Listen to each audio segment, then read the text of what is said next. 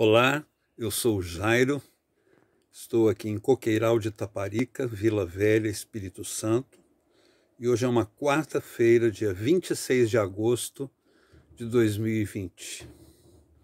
Hoje eu quero comentar um versículo da Bíblia que demonstra os valores do rei, os valores de Deus, as prioridades de Deus diferentes das nossas. No segundo livro de Samuel, narrando a história de Mefibosete, neto de Saul, filho de Jonatas, esse moço ele é resgatado lá de Lodebar, um lugar onde ele tinha ido se esconder depois da derrota de seu avô, a morte do seu avô e do seu pai. E o rei Davi, então, pergunta a Ziba, seu servo, se ainda não havia alguém da casa de Jonatas para que Davi usasse de misericórdia para com ele. Porque Jonatas e Davi haviam feito um pacto. Então aqui está o primeiro valor. Promessas entre pessoas, pactos, alianças entre pessoas são inquebráveis.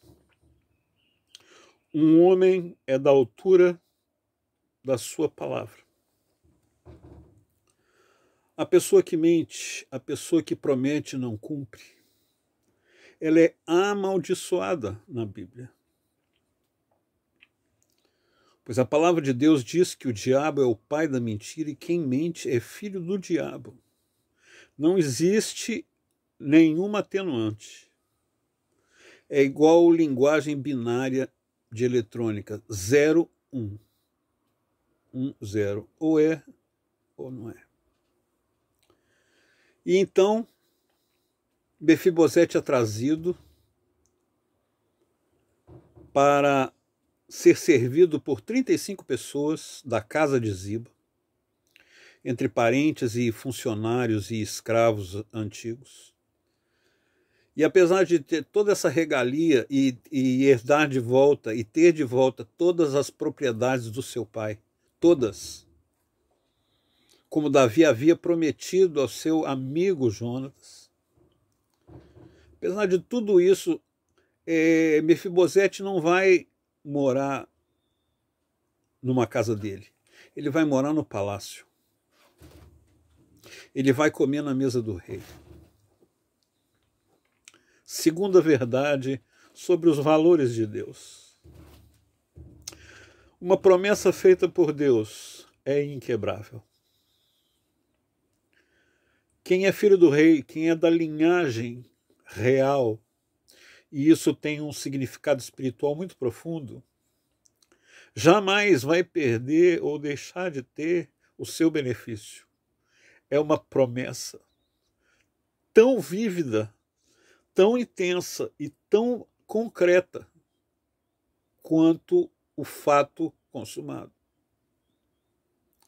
Mas um versículo me chama muito a atenção e é o último sobre Mefibosete na Bíblia. Comia Mefibosete na mesa do rei todos os dias, e era manco de ambos os pés. Na fuga da guerra, a babá de Mefibosete deixou ele cair em pé em cima dos seus próprios pés. Ele quebrou todos os artelhos, todos os ossos do pé, e o fêmur das duas pernas se encravou na bacia, no ilíaco, deixando Mefibosete definitivamente aleijado.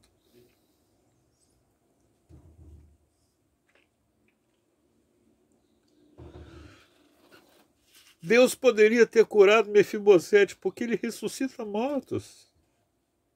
Ele traz à existência aquilo que não existe. Mas a Bíblia diz que ele comia na mesa do rei e mancava.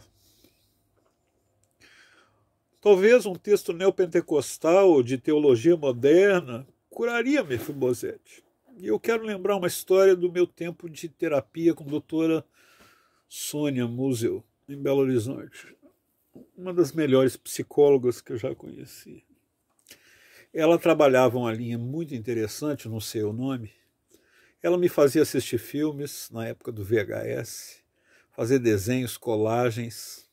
Ela usava arte. E uma vez ela me pediu para reescrever a história do Patinho Feio. Isso é contado aqui em casa pelo menos, sei lá, umas 4 vezes por ano. E eu simplesmente resolvo a história do Patinho Feio na primeira frase. Na história do Patinho Feio, alguém chega e conta para ele que ele é um cisne. Acabou o problema, acabou o sofrimento daquele patinho. Eu sou um cisne. Acabou a história, acabou a graça da história. E a Sônia me fez uma pergunta que ecoa até hoje. Jairo, você perguntou se o patinho queria ajuda? Eu falei, não, ele precisava. Eu fui lá interferir para o bem dele. E a Sônia então disse, às vezes o bem vem junto com algum sofrimento. E a história do Patinho Feio não teria o menor sentido se logo no começo ele soubesse quem ele era. Ele precisou descobrir sua identidade na maturidade. Cisne adulto. Nunca mais esqueci isso. Terceiro valor. Quando queremos ajudar uma pessoa, primeiro nós precisamos perguntar a Deus e a ela se a pessoa quer ajuda. Ela pode até precisar, mas às vezes não quer. Eu resolveria a história de Mefibosete no começo.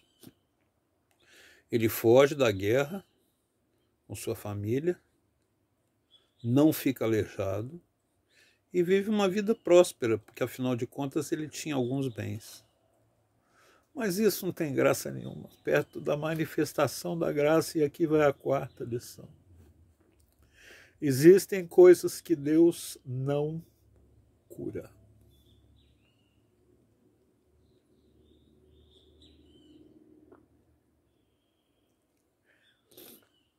Eu não sou masoquista. Eu, como toda pessoa normal, não gosto de sofrer, nem de ver ninguém sofrer, muito menos as pessoas que eu amo. Mas na vida de Mefibosete se manifestou uma graça tal que ele se tornou herdeiro e usuário de uma bênção perene, filho do rei. E daí se eu sou manco? E daí se eu erro e tenho defeitos? Meus inimigos podem me acusar, mas quando eu olho no espelho, sabe o que eu vejo? Uma pessoa perdoada. Então, meu amigo, minha amiga, não há nada que se compare à bênção de comer na mesa do rei. Eu lembro do livro de Salmos, capítulo 23, onde diz, preparas-me uma mesa na presença dos meus adversários. A ansiedade tira a fome. A ansiedade tira o apetite, a vontade de comer. Mas se eu estou na mesa do rei, eu vou almoçar, jantar, tomar café, fazer lanche, beliscar, fazer o que eu quiser. E o inimigo tem que ver. Ele vê de longe. E ele é um incapaz. Aleijado é ele. Eu não. Posso mancar de ambos os pés, mas eu sou filho do rei. Você que é convertido, nascido de novo, você vai se alimentar na mesa do rei todos os dias da sua vida. Lembre-se disso. Um abraço com muita alegria, com muito amor.